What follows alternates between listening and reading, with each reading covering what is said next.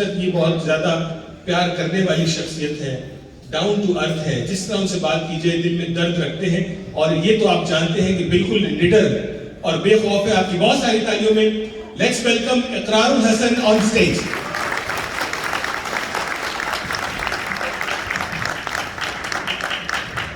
تیسرا مائک دیکھیے جی. اقرار بھائی ویلکم ٹو کینیڈا. مائک آ گیا آپ کا. میرا خیال یہ زیادہ چلتا ہے. Thank you so very much, بہت بہت شکریہ. السلام علیکم. وعلیکم السلام. اچھا, وہ صرف ایسا نہیں ہے کہ ہمارے وزیر اعظم ہی پرچہ لے کے بیٹھتے ہیں, تو ضرورت اوروں کو بھی پڑتی ہے, لیکن بدنام صرف ایک ہی کو کیا گیا, تو ایسا نہیں ہونا چاہیے. بہرحال تو میں نے بھی کچھ جو ہے وہ سوالات بنائے ہوئے ہیں آج کی موقع کی مناسبت سے.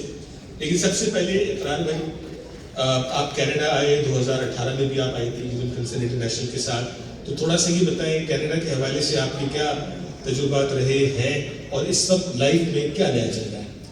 جی بسم اللہ الرحمن الرحیم. سب سے پہلے بہت شکریہ آپ کی محبت کا, جس طرح سے آپ نے ویلکم کیا. کینیڈا 2018 میں بھی آنا ہوا, اور میں آج بھی ایک تقریب میں ایک سوال کے جواب میں یہ بات کہہ رہا تھا کہ مجھے یہ بات کہنے میں کوئی عار نہیں ہے کہ آپ سارے لوگ جو جتنے بھی یہاں پہ موجود ہیں, اگر میں یہ کہوں کہ میں پاکستان سے پیار کرتا ہوں, اس میں کوئی شک نہیں ہے, میری جان بھی حاضر ہے میرے ملک کے لیے, لیکن آپ لوگ ہم سے جو پاکستان میں رہنے والے لوگ ہیں ان سے کہیں زیادہ پیار کرتے ہیں اپنے ملک سے اور اپنی مٹی سے. تو یہ بات میں ریکارڈ پہ کہہ رہا ہوں, مجھے اندازہ ہے کہ بات ریکارڈ بھی ہو رہی. تو اوورسیز پاکستانی بلا خوف تردید میں یہ کہہ سکتا ہوں کہ پاکستان سے ہم لوگوں سے زیادہ محبت کرتے ہیں, اور اس کی وجہ میں عرض کر دیتا ہوں کہ مجھے 2-4 سال دبئی رہنے کا اتفاق ہوا ARY کے ساتھ. تو حالانکہ دبئی کو ہم بیرون ملک کنسیڈر نہیں کرتے, وہ 1.5-2 گھنٹے کی تو فلائٹ ہے, آپ کسی بھی وقت واپس آ سکتے ہیں, اور بہت زیادہ دوری نہیں ہے پاکستان سے, لیکن اس کے باوجود میں پاکستان کو بہت مس کیا کرتا تھا. میں نے پوری لسٹ بنائی ہوتی تھی کہ اچھا واپس جا کے فلاں جگہ کے چنے کھانے ہیں, فلاں جگہ کی نہاری کھانی ہے, فلاں جگہ سے بریانی کھانی ہے, ایک پوری لسٹ ہوتی تھی پاکستان واپس جانے سے پہلے. اور حیرت کی بات ہے, میرے دوست ہنستے ہیں اس بات پہ کہ میں کبھی کبھی یعنی اتنی اس کیفیت میں چلا جاتا تھا کہ میں ان سے کہتا تھا یار مجھے جو کوڑے کو لگنے والی آگ ہے نا پاکستان میں, اس سے جو دھواں اٹھتا ہے وہ بھی میں مس کرتا ہوں اپنے ملک کا ایٹ ٹائمز. تو مجھے اندازہ ہے کہ آپ لوگ تو اتنا دور ہیں اپنے ملک سے, تو آپ کی کے جذبات کی شدت کیا ہوگی, آپ کی پاکستان سے محبت کا عالم کیا ہوگا. اور یہ بات میں حلفاً کہہ سکتا ہوں کہ بہت کم لوگ ایسے ملتے ہیں مجھے پاکستان سے باہر کہ جو پاکستان کے بارے میں پوچھیں مجھ سے, پاکستان کے بارے میں سوال کریں کہ کیا ہو رہا ہے ہمارے ملک میں, اور یہ بات کہتے ہوئے ان کی آنکھیں نم نہ ہوں یا ان کی آنکھوں میں آنسو نہ ہو. تو یہ اللہ تعالیٰ آپ کے دلوں میں پاکستان کی محبت کو سلامت رکھے, قائم دائم رکھے. اور اسی لیے ہم دستے سوال دراز کیے ہوئے آپ لوگوں کے پاس آ بھی جاتے ہیں جہاں جب بھی پاکستان کو مدد کی اور سپورٹ کی ضرورت ہوتی ہے. سو پلیز اپنے لیے بہت ساری تالیاں, اپنے جذبے کے لیے بہت ساری تالیاں بجائیے. تھینک یو سو مچ. اچھا, آپ کو ہیڈز اپ دے رہے ہیں کہ تھوڑی سی اور گفتگو کے بعد اب جو ہے وہ آپ لوگوں سے بھی کچھ 4-5 سوالات, زیادہ تو نہیں لے سکیں گے, تھوڑا سا انٹریکشن کریٹ کریں گے. تو جس کے ذہن میں کوئی سوال ہو وہ سوچ کر کے, ہو سکتا ہے ہر ٹیبل پہ سوال ہو, تو پلیز آپ برا مت بنائیے گا. چند سوالات ہم لیں گے تاکہ ہم اپنے پرپس کے لیے بھی آگے بڑھ سکیں. میرے ساتھ عثمان نورانی موجود ہیں. He is from Kenya. He lives here. Urdu سمجھتے ہیں, دھوکے میں نہیں آنا, اردو پوری آتی ہے, بولتے ہوئے تھوڑے شرماتے ہیں, سمجھ رہے ہیں نا؟ Yes, of course. So Nurani is here. Nurani is with Human Concern International for many years, and he's the one who looks after, who creates the program, who looks after the program, and who brings the program. You know, جس طرح menu ہوتا ہے نا, restaurant میں جاتے ہیں, black stone میں جاتے ہیں, آپ کہتے ہیں میں نے یہ کٹ کا اور یہ کھانا ہے, وہ کھانا ہے. یا نان میں آپ نے کہا جی میں نے وہ بہاری نان کھانا ہے, ساتھیہ صاحبہ بڑا زبردست تھا, دوبارہ آئیں گے. وہ کہہ رہی تھی ان کو لے کے آئے اقرار صاحب کو نان کے لیے.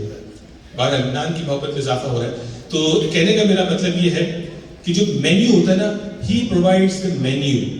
ہیومن کنسرن انٹرنیشنل کیا بیچتا ہے؟ ہیومن کنسرن انٹرنیشنل جو ہے وہ پروگرامز کو سیل کرتا ہے. یعنی سیل سے مراد یہ ہے کہ لوگوں کی جو پریشانیوں کا جو حل ہے وہ آپ کو دیتا ہے تاکہ آپ اس کا حصہ بن سکیں. نورانی, why don't you tell us, there are so many people, those who may not be much familiar with Human Concern International, give us a brief overview about HCI. Thank you so much, Uwais. Human Concern International started 40 years ago, more than 40 years ago. And that's why it's recognized as Canada's first and oldest Islamic charity. So we've done numerous amount of work, touched 40 different countries, and we worked across different sectors, including healthcare, education, emergency relief, and we actually started our work in Pakistan. Back when the Soviet invasion took place and there was Afghan refugees who had come into Pakistan. From then on, we've established schools, medical centers, and done a number of other relief works. I have visited 7 countries on behalf of Human Concern International, including the Rohingya camps, which Brother Uwais and I visited together. And we've seen with our own eyes the difference that we're making in the lives of people. And we don't just believe in distributing food aid, one-time aspects of relief aid, but we want to continue our work to make sure that we fulfill our mission, which is to help families move from crisis to a state of sustainability. And inshallah today, we're going to help accomplish that. बिल्कुल, crisis to sustainability. Thank you. अच्छा, एक बात होता है कि जब लोग ज़माने से बड़े सालों से प्रोग्राम सरेआम देख रहे हैं, अच्छा सरेआम प्रोग्राम देखते हैं जो 1, 2, 3, 4, 5, 6 किस्तें देख ले तो उसके जहन में सबसे पहले 2 बातें आती हैं. एक तो यार ये शख्स डरता नहीं है, ठीक है, और दूसरा ये समझ में आता है कि ऐसा तो नहीं है कि सारी एपिसोड्स सेटअप होती हैं. तो इसके बारे में थोड़ा सा बताएं कि क्या बैकग्राउंड होता है, कैसे ये सब होता है. जी, एक तो ये जो डरने वाला सवाल है, ये मुझे तकरीबन हर ज़िंदगी में मुझे शायद कोई ऐसा शख्स या खातून या लोग जो मिले हो उन्होंने कहा कि आपको डर नहीं लगता.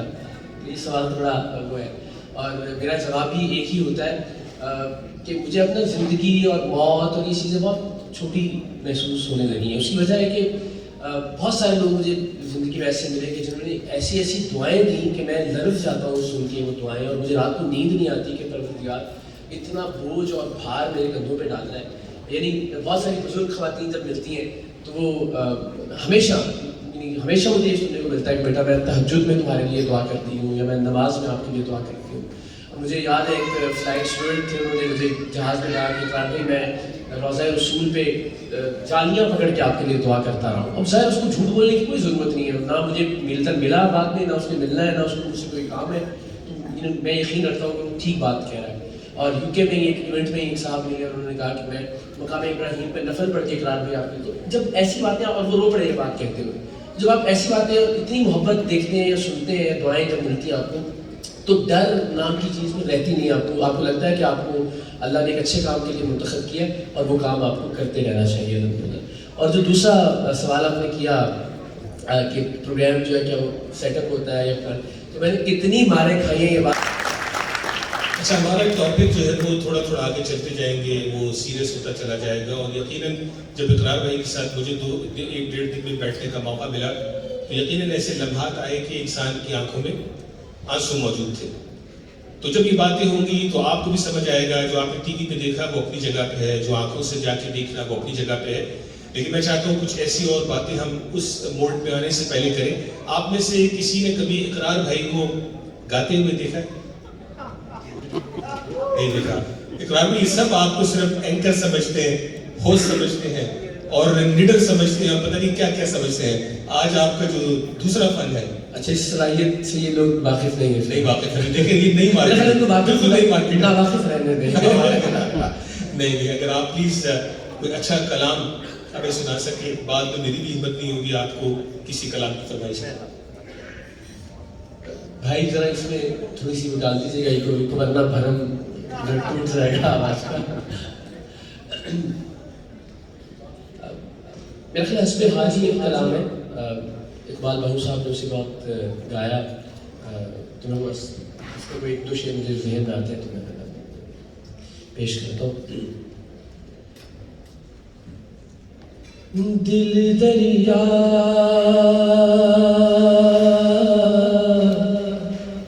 समझ लो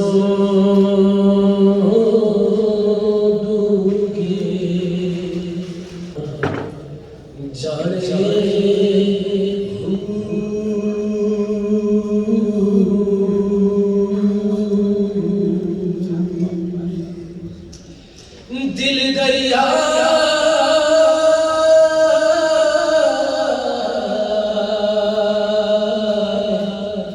समझ लो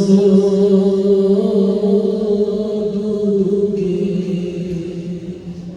अते कौन दिला दिया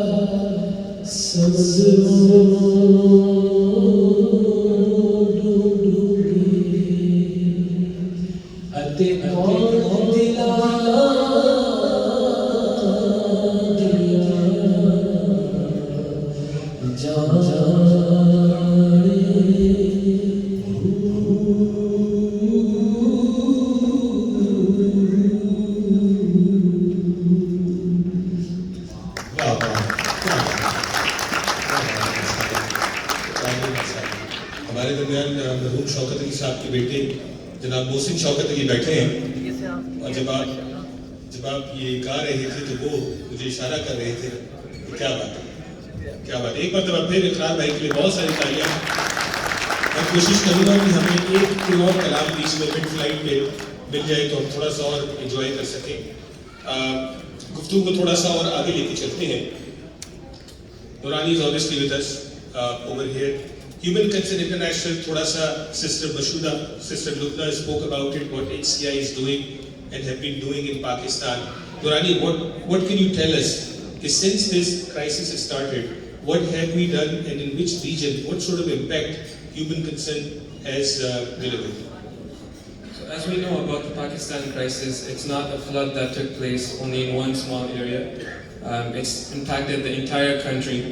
And Iqrar mentioned earlier today that the population that has been affected has been pretty much the whole of Canada, more than 33 million people. So since the crisis began, we first started our research on the ground to assess the needs of the people. And right away we started the distribution of food baskets, we started medical aid, and we undertook a number of initiatives to help, especially those who are disabled, who are elderly, and those who are vulnerable. So alhamdulillah, we've had a number of activities that have helped more than, I would say at least 20,000 people in Pakistan today. And I think now it's time to move on to that next phase so that we can give them further protection. Sure. So in terms of dollar value, how much have we already spent in Pakistan? Our fundraising efforts to Pakistan have been close to $1 million. MashaAllah, $1 million. Very good. I think it's important to mention that we do our work very diligently. So it's not a matter of getting 1 million and sending 1 million the next minute. We do our work very diligently, and I think we'll spend probably around between 500,000 to 600,000. MashaAllah, thank you so much. Abdullah, if you can please, can you ask them to put 1 or 2 more tables? I see a lot of people are coming and standing. Thank you. اچھا، جو خواتین یہاں بیٹھی ہیں، تھوڑا سا بیچ میں گفتگو بھی رہے گی. یہ بتائیں کہ کتنی جو گھروں میں جو خواتین موجود ہیں آج بھی اپنے شوہروں کو تازہ روٹی بنا کے دیتی ہیں؟ یہ سارے سچے ہاتھ ہیں؟ اب آپ شوہروں سے ہاتھ کھڑا کروا کے پوچھیں کہ کیا یہ سچ ہے؟ یہ سچ ہے؟ یہاں کون ہاتھ اٹھائے گا اپنی بیگم کو شام کو پڑے گی نہیں ایک زور سے؟ اچھا، بہرحال یہ سوال پوچھنے کا مطلب یہ تھا کہ ظاہر ہے گھر کی تازہ روٹیاں کبھی کبھی ملتی ہیں، لیکن جو تازہ برانڈ ہے تازہ فوڈز، شاہب حسن صاحب بیٹھے ٹیبل نمبر 5 پہ، یہ ہمارے لیے فخر کا باعث ہے کہ تازہ فوڈز نے جو پروڈکٹس ہمیں دیے ہیں، شاہ بھائی اس کے الگ انوائسز کی، یہ بگ ٹائم پہ ہے. لیکن تھینک یو سو مچ، آپ ہمیشہ ہیلپ کرتے ہیں. تازہ food wonderful. And I would also like to welcome Minister Khalid Rashid just walking into the banquet hall. Khalid bhai, thank you. اچھا، جب بات کو آگے لے کے چلتے ہیں، آج ہمیں موقع ملا کینیڈا 1 ٹی وی پہ جانے کا، پھر ٹورانٹو 360 ٹی وی پہ جانے کا. ہمارے دوستوں نے ریکویسٹ کی، اقرار الحسن صاحب آئے ہیں تو کیوں نہ ان کے ساتھ بات کی جائے، ان کے ساتھ جو ہے وہ اس پیغام کو، ان سے ایک پیغام کو دور تک پہنچایا جائے. تو میں ان میں سے ایک سوال بدر صاحب نے ایک سوال کیا اسی کو لے کے آگے چلتا ہوں. ہم نے بات کی آپ سے کہ آپ کو ڈر لگتا ہے کہ نہیں لگتا, تو ایک سوال مجھے بڑا پسند آیا. میں نے آپ سے پوچھا کہ آپ نے اپنی زندگی میں موت کو قریب کب دیکھا؟ جی ویسے یہ سوال بڑا مشکل ہے اس لیے کہ تقریباً ہر پروگرام میں کہیں نہ کہیں لائف تھریٹ ہوتے ہیں. میں ابھی گرین روم میں ایک بات بتا رہا تھا کہ یعنی آپ تصور بھی نہیں کر سکتے کہ ایک ہم نے اچار والی فیکٹری پہ ریڈ کیا, بہت سادہ سا یعنی وینڈر تھا سمجھ لیجیے, بہت بڑے برانڈز ہیں پاکستان میں تو, اور اس اچار والی فیکٹری میں وہ زمین میں اس نے وہ بنا کے کچھ بنکر سے ان کے اندر وہ نمک پہ گاجریں اور جو باقی لیمو اور اس طرح کی چیزیں ڈال رکھی تھی. وہاں چھپکلیاں مری ہوئی تھیں, وہاں چوہے مرے ہوئے تھے, بہت گندگی اور غلاظت والا معاملہ تھا. تو ہم نے وہ ظاہر دکھایا پروگرام میں اور وہ بڑا پاپولر ہوا پروگرام. تو وہ صاحب مجھے 6 مہینے بعد ایک جگہ ان سے ملاقات ہوئی جو اونر تھے اس فیکٹری کے یا جو وینڈر تھے ان کے بڑے برانڈ سے. جب ان سے ملاقات ہوئی تو انہوں نے مجھے کہا کہ اقرار بھائی اگر آپ مجھے کچھ ایسا پہلے مل جاتے نا تو میں آپ کو گولی مار دیتا. اب آپ یہ سوچیے یہ کوئی مافیا نہیں تھا, یہ کوئی گینگ نہیں تھا, یہ ایک نارمل فیکٹری والا تھا جس کو صرف گندگی تھی انہوں نے دکھائی. تو میں نے کہا کہ ایسا کیا ہوا؟ اس نے کہا بس جب آپ کا شو آن ایئر ہوا نا تو ہے مجھے بہت لان تان کا سامنا کرنا پڑا اپنے محلے میں, اپنی فیملی میں, لوگوں نے بہت برا بھلا کہا مجھے, اور اس وقت مجھے آپ پہ کتنا غصہ تھا کہ اگر آپ میرے سامنے آ جاتے تو میں آپ کو گولی مار دیتا. تو آپ سوچیں ایک شریف آدمی, مطلب وہ کوئی میں بتا رہا ہوں کہ وہ کوئی ذاتی طور پہ کوئی برا آدمی نہیں تھا, صرف اس کو ہم نے توجہ دلائی. وہ شریف آدمی میری جان لینے کے لیے تیار تھا. تو جن مافیاز کو, جن افسران کو پولیس کے یا جن ڈپٹی کمشنر کو, اسسٹنٹ کمشنر کو ہم نے بے نقاب کیا ہے, یا جن مافیاز کو ہم نے بے نقاب کیا, آپ سوچیے کہ ان کا بس چلے تو وہ کوئی کمی نہیں کریں گے میری جان لینے میں. لیکن جو اس سارے عرصے میں مجھے لگا کہ جہاں میری جان جا سکتی ہے وہ 2013-14 میں شاید آپ لوگوں میں سے کچھ کو یاد ہو, حیدرآباد میں ہم نے ٹنڈو محمود خان ایک جگہ تھی حیدرآباد کے اندر, وہاں پہ ایک پروگرام کیا تھا. اور وہاں 10 سال کی, 11 سال کی, 12 سال کی بچیاں بیچی جا رہی تھیں, ان کی گولی لگتی تھی باقاعدہ. اس کو ہم نے ریکارڈ کیا خفیہ کیمروں پہ اور پھر ریڈ کیا وہاں پہ. ہاں تو ٹنڈو میر محمود تھا اس علاقے کا. تو ٹنڈو میر محمود کا پورا علاقہ اس سارے کام میں ملوث تھا. اور جب ہم وہاں گئے تو آپ یقین کریں کہ 100-150 جو گھر تھے وہ سب لوگ ٹوٹ پڑے ہم پہ. کسی نے اینٹ اٹھائی ہوئی تھی, کسی نے ڈنڈا اٹھایا ہوا تھا, کسی نے چھری اٹھائی ہوئی تھی, کسی کے پاس 222 رائفل تھی, کسی کے پاس پسٹل تھی. وہ سب کے سب لوگ ہم پہ ٹوٹ پڑے. اچھا میری کوشش یہ تھی کہ میرے کریئر کا آغاز تھا, شروع کے دن تھے, تو میری کوشش تھی کہ ایسا نہ ہو کہ میں سب سے پہلے دوڑوں یہاں سے. تو ساری زندگی جو ہے نا وہ مجھے خود کو بھی ایک شرمندگی رہے گی اور میری ٹیم کے سامنے بھی وہ بھی حوصلہ نہیں پکڑیں گے یار یہ تو بھاگ جاتا ہے سب سے پہلے. میری خواہش تھی کہ میں وہاں موجود ہوں اور میرے کیمرہ مین, آڈیو انجینئر, باقی لوگ جو ہیں وہ سب سے پہلے نکل جائیں اور پھر میں انگیج رکھتا ہوں ان لوگوں کو. تو چونکہ مائک میرے ہاتھ میں تھا تو میں ان سے کہہ رہا تھا کہ یار بات کر رہا ہوں میں آپ سے, کیا ہو گیا ہے, تھوڑا سا تسلی دینے کی کوشش کر رہا تھا, تھوڑا سا کام ڈاؤن ہو وہ لوگ. تو اس دوران الحمدللہ باقی سارے ٹیم ممبرز ہمارے چلے گئے, انہوں نے کچھ فائلز بھی کیے, 3 فائل ہماری گاڑی کو لگے, 3 ہمارے ممبرز زخمی ہوئے جنہیں ہاسپٹل لے کے گئے. لیکن وہ جو آخری شاٹ ہے اس سین کا, اس میں دیکھا جا سکتا ہوں کہ میں لوگوں کے بیچ میں کھڑا ہوں, انگیج کر رہا ہوں اور باقی لوگ نکل گئے. اچانک سے ان لوگوں کے بیچ میں سے کسی نے میری بازو پکڑی اور مجھے گھسیٹا, اس نے ایک بیٹھک میں لے جا کے بند کر دیا. تو مجھے لگا کہ انہی میں سے کسی نے مجھے بند کر دیا ہے, اور وہ میں دروازے کی درز میں سے باہر دیکھ سکتا تھا کہ لوگ آ رہے ہیں موٹر سائیکل پہ, کسی کے پاس جو ہے نا رائفل ہے, کسی کے ہاتھ میں پسٹل ہے, وہ گندی گالیاں دے رہے ہیں سندھی میں اور اپنی مقامی زبانوں میں کہ کدھر گئے ہیں یہ ٹی وی والے. تو مجھے لگا کہ ان میں سے کسی بندے نے مجھے بند کیا اور بس اب میں ذبح کر دیا جاؤں گا یا مار دیا جاؤں گا تھوڑی دیر میں. لیکن وہ اللہ تعالیٰ کی ذات فرشتے بھیج دیے. میں نہیں جانتا تھا کہ اس بندے نے تھوڑی دیر میں پیچھے والا دروازہ کھولا اپنے اس کے گھر کا تھا, وہاں سے اس نے مجھے دیوار پھیلانے میں مدد کی, اور دوسری طرف اس کا کوئی دوست موٹر سائیکل پہ کھڑا میرا انتظار کر رہا تھا, اور اس موٹر سائیکل والے نے مجھے پولیس والوں کے پاس اور جو جہاں ہماری ٹیم باقی موجود تھی وہاں تک پہنچایا. تو وہ دن تھا جب مجھے لگا کہ یہ میری ماں کا چہرہ میرے سامنے آیا کہ بس آج شاید مار دیا جاؤں گا. لیکن خوف والی فیلنگ نہیں تھی, ڈر ہو کہ ٹانگیں کانپ جائیں آپ کی, وہ اللہ تعالیٰ کی مہربانی سے کبھی نہیں ہوا. لیکن موت مجھے قریب ترین لگی وہ اس معاملے میں, اور شاید اس کے بعد آئی بی والے معاملے میں مجھے لگا کہ آئی بی والے معاملے میں آئی بی انٹیلیجنس بھی ہو. بہرحال تو یہ وقت ہو گیا ہے لوگوں سے کچھ سوالات لینے کا. میں نے کہا تھا 5 سوالات لیں گے, لیکن اس کو جلدی کریں گے. تو مجھے بتائیں کون ہے جو ہے وہ پہلا سوال کس ٹیبل پہ ہے. So I come and you ask the question. یار اتنی دور بلا رہا ہے, کمال ہے یار. چلو آتا ہوں. میں پہلی سی پلانٹیڈ کر لیتا 2-4 دوستوں کو. ہم شروع ہی آخر سے کر رہے ہیں. نہیں جی, فہد اقبال صاحب سوال کریں گے. سوال کرنا ہے مختصر, جواب بھی اقرار بھائی دیں گے مختصر. پہلے تو میں آپ کو ویلکم کہتا ہوں. بہت شکریہ. اور میں یہ مجھے یار زندگی میری 30 سال نارتھ امریکہ میں گزر گئی. مجھے ایک سوال کا جواب دے دیں, پاکستان کب صحیح ہوگا یار پلیز پلیز. زندگی گزر گئی یار اس ملک کے لیے کرتے کرتے. دنیا جانتی ہے مجھے لٹرلی, مجھے بتائیں پاکستان کب صحیح ہوگا. یہ مشکل سوال تھا, میرے ذرا میں پوچھوں دیکھیے میرا چیزوں کو دیکھنے کا جو پرسپیکٹیو ہے نا تھوڑا سا ذرا مختلف ہے. لوگ یہاں کہتے ہیں کہ جی حکمران تبدیل ہوں گے اور ٹھیک ہوں گے تو شاید پاکستان ٹھیک ہو جائے گا, اور بہت سارے لوگ اس وقت آپ جانتے ہیں پولیٹیکل ٹیمپریچر ویسے پاکستان میں بہت زیادہ ہائی ہے. لیکن مجھے میرا جو یقین ہے نا وہ اس ہمارے دین کے پیغام پہ ہے کہ جیسی قوم, ہم نے سب نے سنا ہوا ہے کہ جیسی قوم ہوگی ویسے حکمران اس کو مسلط کر دیے جائیں گے. اچھا میں نے اس کو ٹیسٹ کیا, میں نے کہا یہ معاملہ کیا ہے, مطلب ہمیں ریورس جانا ہے, یعنی حکمران ٹھیک ہوں گے تو نیچے کے لوگ ٹھیک ہوں گے, یا نیچے کے لوگ ٹھیک ہوں گے تو اچھے حکمران آئیں گے. تو میں نے اس پہ ایک پروگرام مرتب کیا, وہ بھی اگین شاید آپ کچھ لوگوں کی نظر سے گزرا ہو. ہم نے ایک بڑا دلچسپ تجربہ کیا کہ ٹی وی کی تار کو ڈسکنیکٹ کر دیا. ٹی وی ٹھیک چل رہا تھا, نارمل چل رہا تھا, ہم نے اس کا تار کاٹ دیا پیچھے سے, یعنی اور اس میں کوئی ٹیکنیکل فالٹ پیدا نہیں کیا, صرف تار کو ڈسکنیکٹ کر دیا اندر سے, اور اس کو لے کے ہم ٹی وی میکینک کے پاس چلے گئے. ٹی وی میکینک سے نے کہا یار پتہ نہیں چلتے چلتے ٹی وی بند ہو گیا, دیکھنا کیا ہوا اس کو.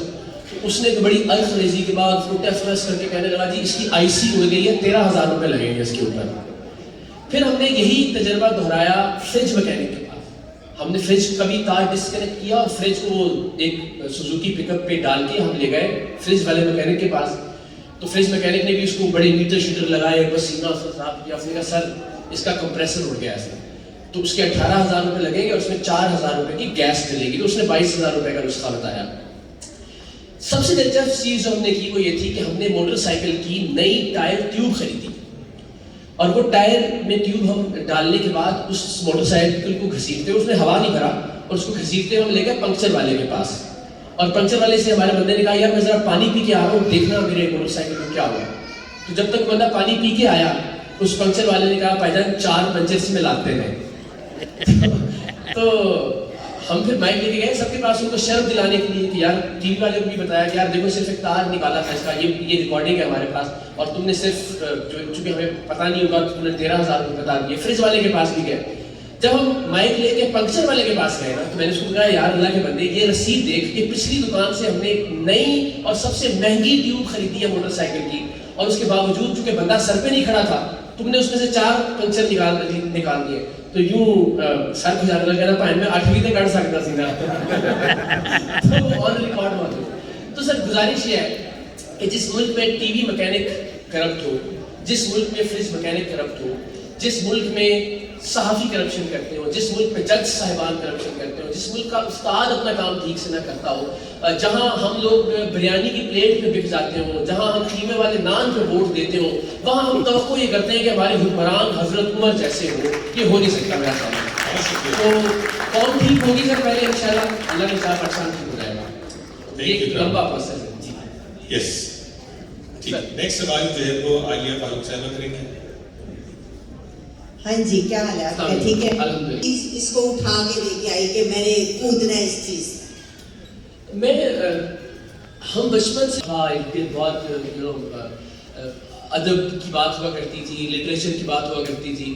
تو میں کالج میں جب آیا تو میں نے ڈبیٹس شروع کی, تب ہم نے فیض احمد فیض کو پڑھنا شروع کیا, جالب کو پڑھنا شروع کیا. تو وہ مجھے لگتا ہے کہ شاید وہ ماحول ایسا ملا کہ جس سے تھا کہ کچھ کرنا ہے, کچھ ایسا کرنا ہے کہ جس سے تبدیلی آئے, صحیح معنوں میں تبدیلی آئے پاکستان کے اندر. تو مجھے لگتا ہے کہ شاید یہ اسی کا شاخسانہ تھا کہ میں ایک نیوز اینکر تھا, اور پھر میری اپنی کاوش سے زیادہ شاید اللہ اب تشریف رکھیے پلیز, شاید اللہ تعالیٰ نے منتخب کیا اس کام کے لیے, کیونکہ میں نیوز کاسٹنگ کیا کرتا تھا, نیوز اینکر تھا میں 6-7 سال تک. اس دوران ایک سلاٹ خالی ہوا, ہمارے ایک اینکر چھوڑ کے چلے گئے. تو میں نے مینجمنٹ سے ریکویسٹ کی کہ کیا میں کر لوں اس پہ کوئی پروگرام اس سلاٹ میں. تو انہوں نے کہا کہ ٹھیک ہے. تو ARY اسپیشل کے نام سے, یعنی کوئی پروگرام کا نام بھی نہیں تھا, تو انہوں نے مجھے کہا کہ آپ پھر جب تک خبریں بھی پڑھیں ساتھ اور اس پروگرام کو بھی کریں. تو آئی ریمبر کہ اس دن 100 لاشیں گری تھی کراچی میں, رمضان کے دن تھے, 2012 کی بات ہے, بہت حالات خراب تھے کراچی میں. تو میں نے پروگرام کیا صورتحال پہ کہ جہاں میں جناح اسپتال کی ایمرجنسی کے باہر کھڑا تھا اور میرے پیچھے ایدھی کی ایمبولینس کا پچھلا دروازہ کھلا, تو اس میں سے لاشوں کے ڈھیر میں سے لاشیں نیچے گری, یعنی وہ لاشیں بھر کے لے کے آئی تھی ایک ایمبولینس. تو اس میں میں لٹرلی رو پڑا, اور میرے مانسون ہی رک رہے تھے آن کیمرہ میں لے کے دیتے ہوئے, جب اپنے سامنے آپ ایسی صورتحال دیکھتے ہیں. تو وہ دن پھر مینجمنٹ نے فیصلہ کیا کہ اس پروگرام کو کوئی نام دینا چاہیے 3-4 مہینے بعد. تو پروگرام کا پھر ہم نے نام سوچا, 2 نام سوچے تھے. ایک نام تھا انکار اقرار کے ساتھ, اور ایک تھا سریام. بس وہ پھر سریام طے ہوا کہ رکھا جانا چاہیے. مجھے لگتا ہے کہ وہ اللہ تعالیٰ کی ذات نے مجھے بس وہ ایک وقت دینا تھا, وہ ایک سلاٹ منتخب کرنا تھا, اور شاید منتخب کرنا تھا مجھے. لیکن سچی بات یہ ہے کہ میں کوئی علم جہاد لے کے نہیں آیا تھا پروگرام کرنے کے لیے. بس ایک مجھے تھا کہ کچھ اچھا پروگرام کیا جائے, لوگوں کو کچھ آگاہی دی جائے. لیکن مجھے جن دعاؤں کا میں ذکر کر رہا ہوں نا, جب وہ ملنا شروع ہوئی تو مجھے لگا کہ نہیں, اب میں نے سمجھ کیا کہ میں رات کو نہیں سو پاتا تھا. جب بھی مجھے کوئی ایسی دعا دیتا ہے کہ میں نماز میں آپ کے لیے دعا کرتا ہوں, تو مجھے رات کو نیند نہیں آتی کہ یار اتنی ذمہ داری ہے. تو پھر اس نے شاید سے ایک مقصد میں تبدیل کر دیا. Thank you. بہت شکریہ. بس یہ سوالات اور لے کے کرتے ہیں. آئی نو آپ نے جو لائن چوز کی ہوئی ہے اٹس ویری خطرناک. ہمارے لیے تو بہت, جب میں ٹی وی پہ دیکھتی ہوں تو بہت مشکل لگتا ہے جن مرحلوں سے آپ گزرتے ہیں. تو میرا کوشچن یہ ہے کہ اگر پہلاج کل کو کہتا ہے کہ مجھے یہ راستہ چوز کرنا ہے, ہاؤ وڈ یو فیل؟ ہاں, اچھا میں نے ایسا پہلی زندگی میں نہیں سوچا تھا, آج آپ نے پہلی بار سیکھی. لیکن ایک باپ کے طور پہ ہاں, جن مشکلات سے میں گزرا ہوں, مجھے پتہ ہے کہ وہ کس طرح کی پرابلم ہے نا. میں شاید مطلب اس کو سمجھاؤں گا کہ دیکھ لو یہ ایک باپ کے طور پہ مجھ سے پوچھے تو میرے لیے مشکل فیصلہ ہوگا. اور میں اب ریئلائز کر سکتا ہوں کہ میری ماں کس پریشانی سے گزرتی ہوں, مجھے اندازہ ہے. لیکن اب صورتحال یہ ہے کہ لٹرلی جس دن میں پروگرام ریکارڈنگ کے بعد گھر آؤں اور میری باڈی پہ کوئی اسکریچ نہ ہو لڑائی جھگڑے کا, تو میرے گھر والے لٹرلی اتنا پریشان ہوتے ہیں کہ کیا ہوا آج شو میں مار نہیں پڑی آپ کو. تو ایک باپ کے طور پہ شاید میرے دل میں ہوگا کہ وہ ایسا کام نہ کرے. لیکن ایک پاکستانی کے طور پہ پاکستان نے مجھے جتنا پیار دیا, پاکستان نے جتنی ریکگنیشن دی, پاکستان نے جتنی محبت اور عزت سے نوازا, تو اس کے پرسپیکٹو سے میں سوچوں گا تو مجھے یہ ہوگا کہ اسے یہ کام کرنا چاہیے. لیکن پھر وہی بات کہ میں اس پہ مسلط اس لیے نہیں کروں گا کہ موروثیت والی فیل نہ آئے کہ اچھا باپ بھی اینکر تھا تو بیٹے کو بھی پروموٹ کر کے اینکر بنا دیا. میری خواہش یہ ہوگی کہ وہ جو چاہتا ہے اس کو اس میں سپورٹ کروں, اور اس میں اس کو انشاءاللہ آگے ایکسل کرنے کا موقع ملے زندگی میں. بہت شکریہ. بہت شکریہ. کوشش کرتی ہے آخری سوال میں جو مدد 3 اور لوگ سوال کے لیے کہہ رہے ہیں, لیکن ہم نے اپنی منزل کی طرف آگے بڑھنا ہے, اور ہم اتنی لمبی بریک جو ہے وہ لنچ کی نہیں لے سکتے. ٹیم آرڈرز میں جلدی آگے چلنا ہے. جی اورنگزیب صاحب. السلام علیکم نگر بھائی. سب سے پہلے I want to welcome you to Canada. You are the hero of my family, of my country, the real hero, like true hero.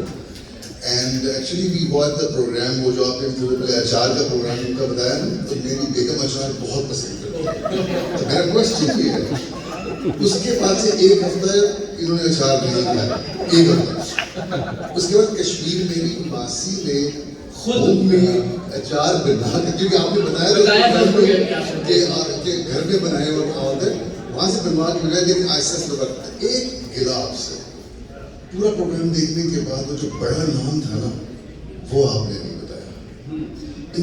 In my opinion I think اتنا زبردست آپ کام کرتے ہیں. Seriously and I know it's so dangerous to کہ اتنے بڑے بڑے ناموں کو چیلنج کرنا, but I think it should. درست بات ہے. میں نے تھینک یو سو مچ. ہاں, اس میں مجھے جو ان برانڈس کا شاید قصور نہیں تھا. اگر وہ برانڈ کا وینڈر تھا جو برانڈس کو وہ خام مال کے لیے وہ فراہم کرتا تھا شاید, تو مجھے لگتا تھا کہ اس کو شاید برانڈ کی نالج نہیں ہوگا. ہاں, مگر ہم ہمیشہ ہی کرتے ہیں. مثال کے طور پہ ابھی ہم نے ریسنٹلی کچھ ادویات خریدی لیاری کے جنرل اسپتال سے, سرکاری ادویات جن پہ اسٹیمپ ہوتا ہے کہ گورنمنٹ آف سندھ کی پراپرٹی یا اس کو بیچ نہیں سکتے. تو ہم نے ہزاروں کی تعداد میں دوائیں خریدی. اب میں نے اس دوا کا برانڈ نہیں بتایا, اس لیے ظاہر اس کمپنی کا کوئی قصور نہیں ہے, کیونکہ ہم نے اس کے لیبلز بھی پرنٹ کروائے. ری پرنٹ کرنے والا پورا ایک مافیا تھا جو ری پرنٹ کرتا ہے اور پھر آپ اس کو ریپ کرتے ہیں اور باکس میں.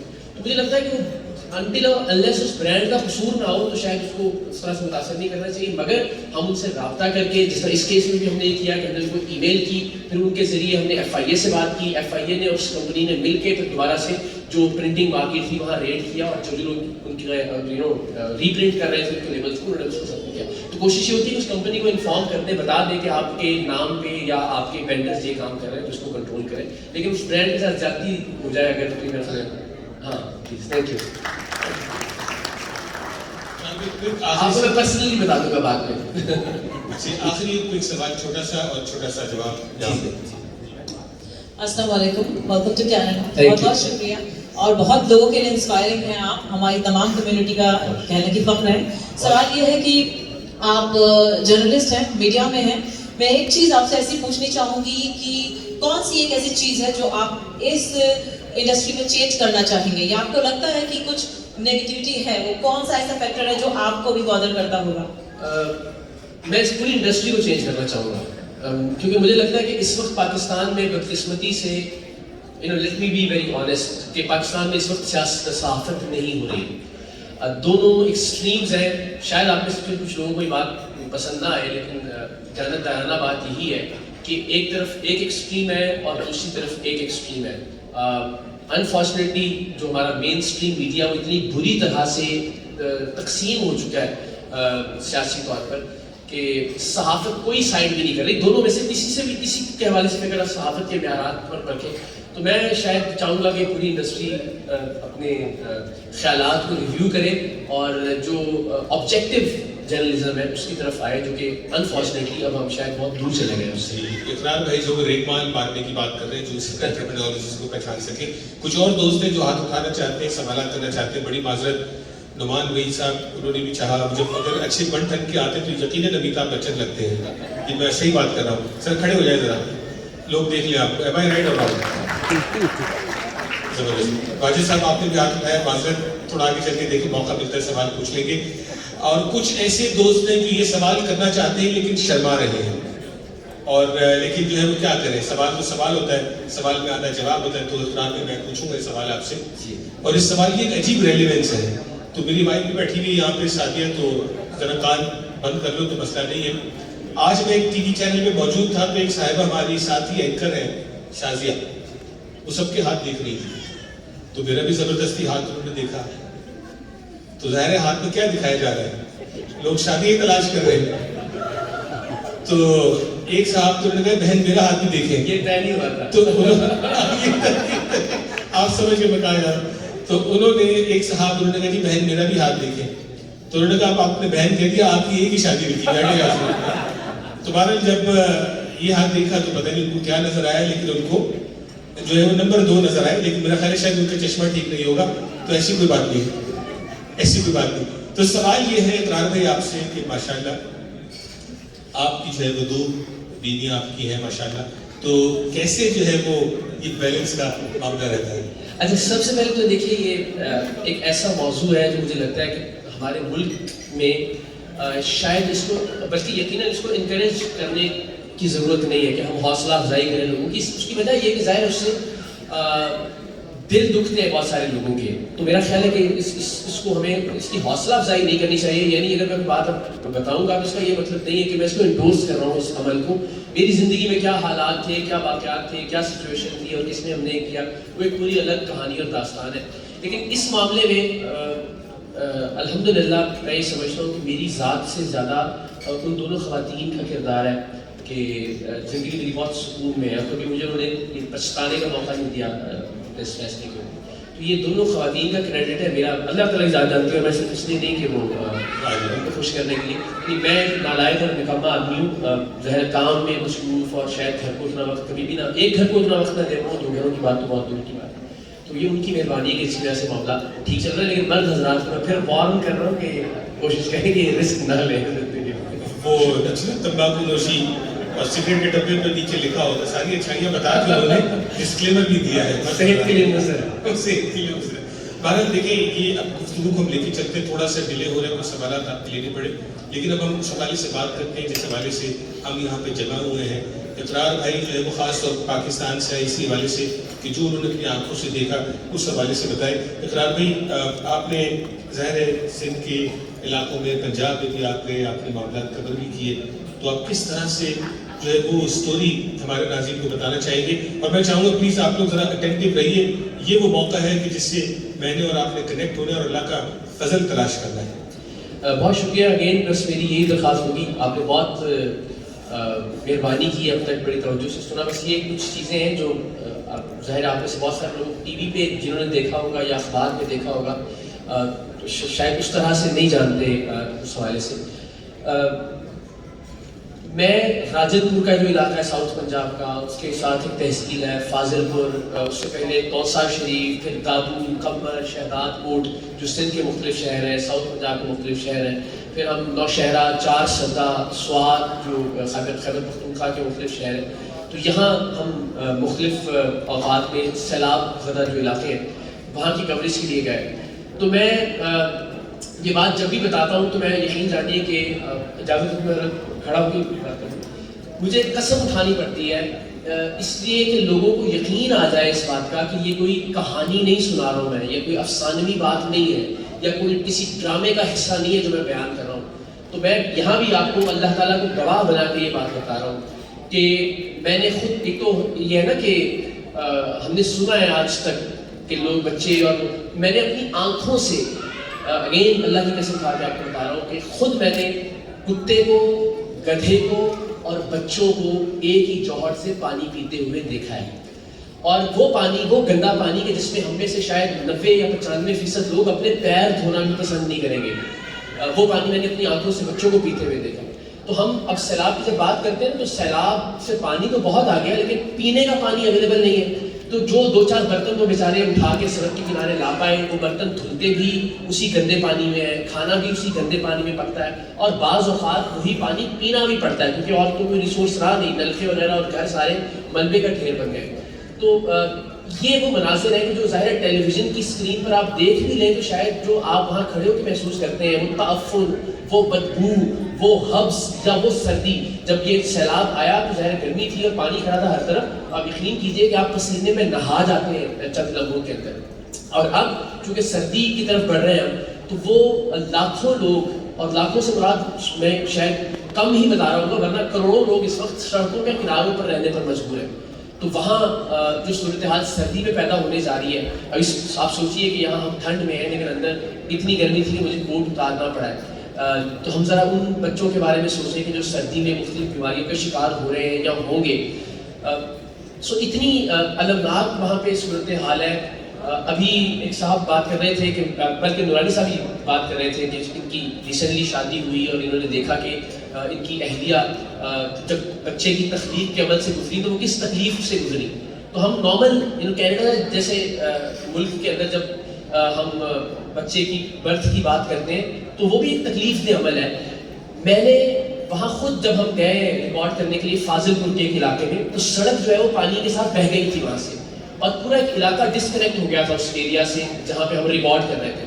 تو وہاں لوگوں نے مجھے بتایا, اور یہ شریعام کے پروگرام میں موجود ہے ان کے جملے, کہ کل رات انہوں نے کہا کہ جو ڈسکنیکٹڈ علاقہ ہے وہاں 4 خواتین ایسی تھیں کہ جن کے ہاں بچے کی پیدائش ہونے والی تھی, اور ان 4 خواتین کو ہم 1 گھنٹے تک اس پانی میں سے, جو کہ گلے تک پانی تھا, اس پانی میں سے گزار کے سڑک کی دوسری جانب لے کے آئے, اور وہاں پھر گدھا گاڑی پہ یا کسی گاڑی کے اوپر ان کو ہم اسپتالوں تک لے کے گئے. تو یہاں سوچیے کینیڈا کے اندر کتنا بظاہر آسان لگتا ہے اب کہ ایک بچے کو پیدا کرنا, اور وہاں وہ 4 خواتین پر کیا گزری ہوگی کہ جو 1 گھنٹے تک سیلابی پانی میں سے گزر کے لیور پین کے اندر الٹیمیٹلی دوسری طرف گئی ان کو.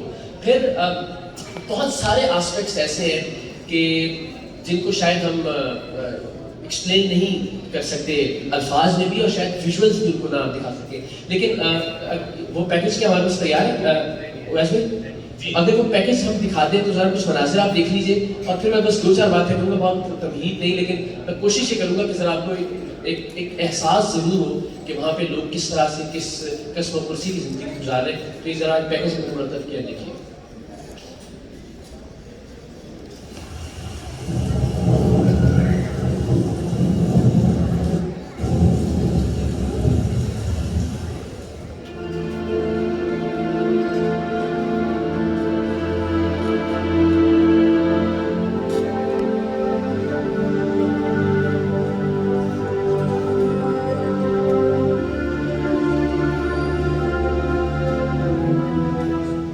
پاکستان کو اپنی تاریخ کے بدترین سیلاب کا سامنا ہے. ہزاروں لوگ اپنی جان سے گئے, دسیوں ہزاروں زخمی ہیں, لاکھوں گھر سیلابی ریلوں کے ساتھ بہہ گئے اور گھروں کے ساتھ ان کے مکینوں کے خواب, بچیوں کا جہیز, ساری زندگی کی جمع پونجی, مال مویشی, حتیٰ کہ کئی اپنے بھی لوگوں کی نظروں کے سامنے سیلابی پانی میں بہتے ہوئے راہی ملک عدم ہوئے, جن میں سے بہت سو کی لاشیں بھی آج تک نہیں مل سکی.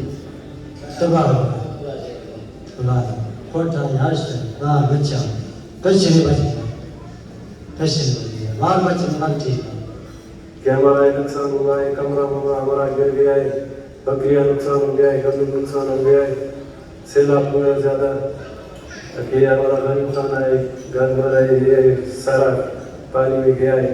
حالات ایسے خود دیکھیں کہ بارش ہے, کوٹھی میں سب خراب ہے, تمبو میں حالات ایسے سامان وامان سب باہر کھڑے.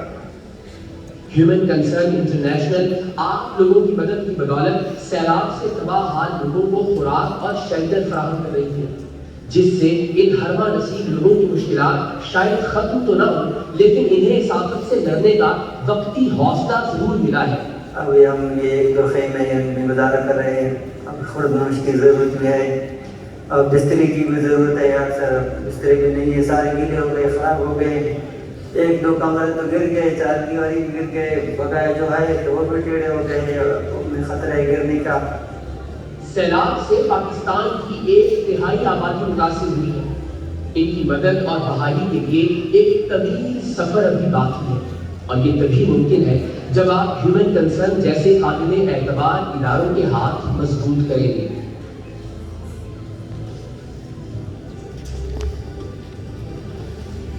تو یہ ظاہر ہے جو لوگوں کی کہ پاکستان میں پولیٹیکل فرنٹ پہ اتنی زیادہ ہیپننگز ہو رہی ہیں کہ اب شاید مین اسٹریم میڈیا کے پاس بھی اور سوشل میڈیا کے پاس بھی یہ وقت ہی نہیں بچا کہ آپ کو ان لوگوں کی تکالیف یا مصائب یا پریشانیاں دکھا سکیں, ورنہ یہ آج بھی بلکہ آج زیادہ ریلیونٹ ایشو ہے پاکستان میں جب یہ سیلاب آیا تھا ان ابتدائی دنوں کی کوریج سے. تو انفارچونیٹلی کیونکہ ظاہر ہے آپ لوگ دیکھ نہیں رہے اسکرینس کے اوپر یا سوشل میڈیا میں شاید اس طرح سے ویژولز نہیں آ رہے, کیونکہ ظاہر ترجیحات بدل گئی ہیں پولیٹیکل پارٹیز کی بھی, پولیٹیکل ورکرز کی بھی, اور مین اسٹریم میڈیا کی بھی, سوشل میڈیا کی بھی. تو آپ یقین کیجیے, میں جس طرح چھوٹی سی باتیں آپ سے عرض کر رہا ہوں نا کہ ایک صحافی دوست تھے ہمارے وہاں پہ, اور ہم جب وہاں گئے تو ظاہر مچھر بہت پیدا ہوتے ہیں جو پانی کھڑا ہوتا ہے وہاں پہ. تو انہوں نے مجھے کہا کہ اقرار بھائی یہاں مچھر کاٹ نہیں رہا, یہاں مچھر کھا رہا ہے, کیونکہ خول کے خول آتے تھے اور لٹرلی لوگوں کے زخم ہوئے ہوئے تھے بدن کے اوپر, اور وہ اپنے جانوروں کو سیلاب کے پانی میں اتار دیتے تھے رات میں تاکہ مچھر نہ کاٹے, ورنہ جانور پاگل ہو جاتے تھے, ان کو اتنے مچھر کاٹتے تھے. تو آپ اندازہ کیجیے کہ چھوٹی چھوٹی سی پرابلم تھی ان کی تو کتنی تکلیف ہوتی ہوگی. اور ایک فیملی جس سے ہم ملے, وہ تو ظاہر ہزاروں لوگ پانی میں بہہ گئے, لیکن جس نے مجھے سب سے زیادہ متاثر کیا اور میں نہیں سوچ سکا 3-4 دن تک, وہ فیملی تھی کہ جنہوں نے 12 سال سے اپنا گھر بنایا تھا. اور ایسے سارے لوگ ایسے ہیں جو اپنے ہاتھوں سے, جو مٹی کے گھر ہوتے ہیں تو یہ اپنے ہاتھوں سے بنائے جاتے ہیں. پہلے ایک کمرہ بنایا جاتا ہے, پھر دوسرا کمرہ ساری فیملی مل کے بناتی ہے, پھر 4 دیوالی کی جاتی ہے. تو وہ انہوں نے کہا کہ ہم نے 12 سال میں اپنا گھر بنایا تھا, اور یہاں رواج ہے کہ جیسے بچی پیدا ہوتی ہے ساؤتھ پنجاب میں, ویسے ہی اس کا جہیز اکٹھا کرنا شروع کر دیتے ہیں ہم لوگ. کوئی برتن لینا شروع کر دیتے ہیں, کوئی کپڑے لینا شروع کر دیتے ہیں. تو بچیوں کا جہیز بھی بہہ گیا, اور جو بچے صحیح سلامت تھے وہ تو جب ریلا آیا تو ہمارے ساتھ بچ نکلنے میں کامیاب ہو گئے, لیکن ہمارا ایک بیٹا معذور تھا, ایک ایکسیڈنٹ میں وہ معذور ہو گیا تھا. ہماری آنکھوں کے سامنے, ہم نے بڑی کوشش کی بچانے کی, لیکن پانی کے ساتھ ہماری آنکھوں کے سامنے وہ پانی کے ساتھ چلا گیا, اور آج تک اس کی لاش بھی نہیں ملی. تو یہ وہ چیزیں تھیں کہ جو جب میں وہاں گیا تو آپ یقین جانیے کہ وہاں پہ بھی اور اس کے بعد بھی کئی دن تک آپ سو نہیں سکتے. وہی بات کہ ہمیں لگتا ہے کہ شاید وہ پرابلم ختم ہو گیا, اس لیے کہ اب ٹی وی پہ نہیں آ رہا, اس لیے کہ اب ہیڈ لائنس کی زینت نہیں ہے, اس لیے کہ اب سوشل میڈیا پہ اس کے ویژولز نہیں آ رہے. لیکن میں آپ کو بتا رہا ہوں کہ پرابلم بہت زیادہ سنگین ہو گیا ہے. جیسے جیسے موسم سخت ہو رہا ہے, سردی آ رہی ہے, لوگوں کی تکالیف, بچوں کی تکالیف, فیملیز کی تکالیف اور زیادہ بڑھ رہی ہیں. اور اسی لیے مجھے لگتا ہے کہ ہمیں ذرا زیادہ ایفرٹ کرنے کی اور زیادہ سپورٹ کرنے کی ضرورت ہے ان سیلاب والے علاقوں میں. بالکل, بہت شکریہ اقرار بھائی تفصیل سے بتانے کا. بات ہو رہی ہے فیز 2 کی. فیز 1 آپ نے سنا جو اقرار بھائی نے بتایا, لیکن سردیوں کے مہینے آنے والے ہیں.